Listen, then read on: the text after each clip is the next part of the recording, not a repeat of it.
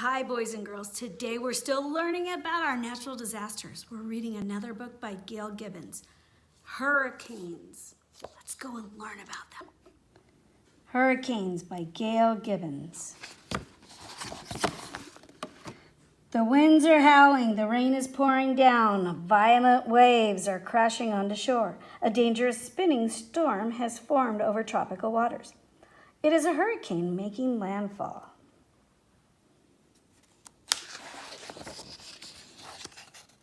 All hurricanes form over tropical waters. Warm water evaporates and rises into the atmosphere. The warm, moist air spins upward, creating a draft that sucks up more moisture. If the water temperature is more than 80 degrees, the cycle continues. Winds get stronger as the moist air rises. Very tall cumulonimbus clouds are formed. The rising air creates even more of an updraft.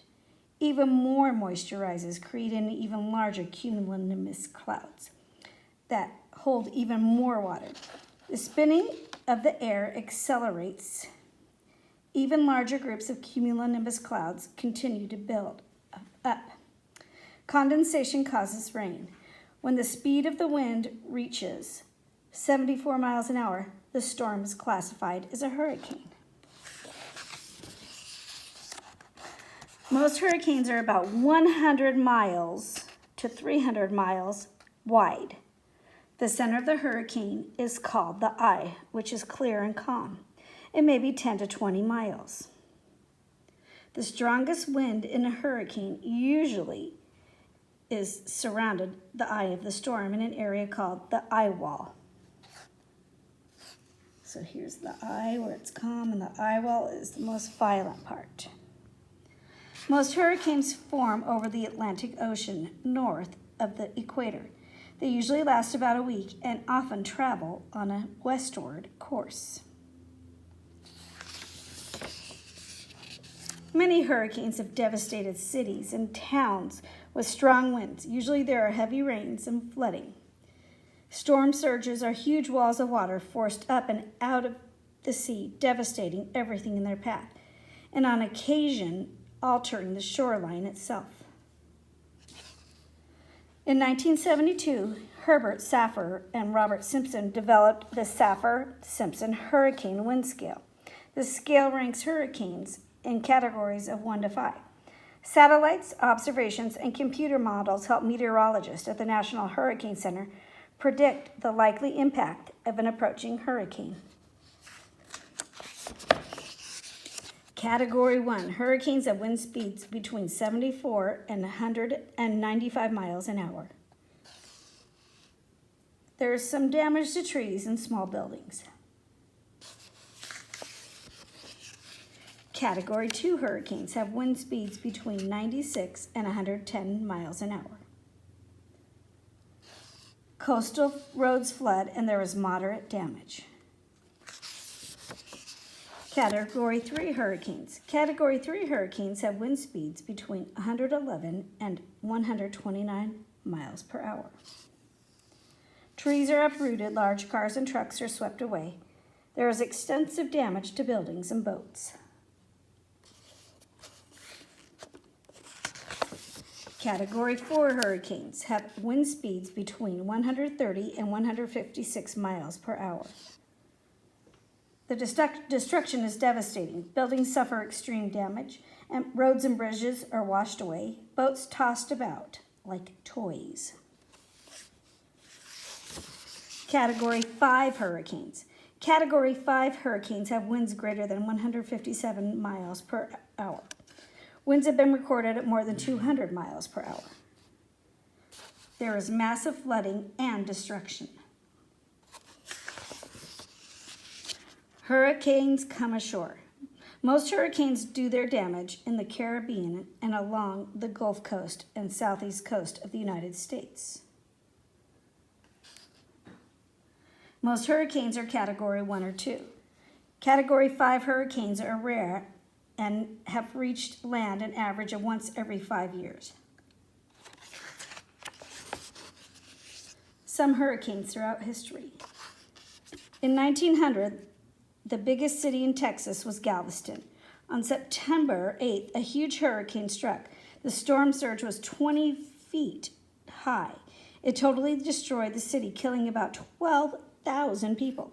Scientists later classified it as a Category 5 hurricane. After crossing the Bahamas, Hurricane Andrew hit Florida south of Miami with winds up to 195 miles an hour. At the time, it was the costliest hurricane in U.S. history. Most of the damage was done by the fierce winds. Originally classified as a Category 4 hurricane, it was reclassified as a Category 5. Hurricane Katrina. The most damaging hurricane in the United States was Hurricane Katrina. It started in the Bahamas, then crossed southern Florida as a Category 1 hurricane. On August 29th, it made final landfall northeast of New Orleans as a powerful Category 3 hurricane.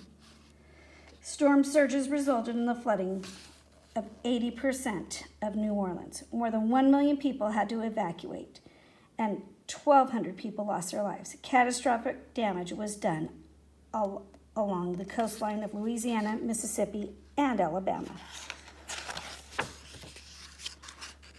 Meteorologists gather information about hurricanes from many sources. Satellites measure the size of hurricane and can help tell how fast and in what direction a hurricane is moving. Airplanes are flown into hurricanes by pilots known as hurricane hunters. Special instruments dropped by planes measure wind speed, temperature, air pressure, and the amount of moisture in clouds. All of the storm's details are gathered and fed into computers. This helps scientists make a new computer model that predicts the size and strength of a storm and what land may be in its path. A hurricane watch is a notice that tells people in a certain area that a hurricane might hit within 48 hours. 1 flag means a storm warning. 2 flags means a hurricane warning.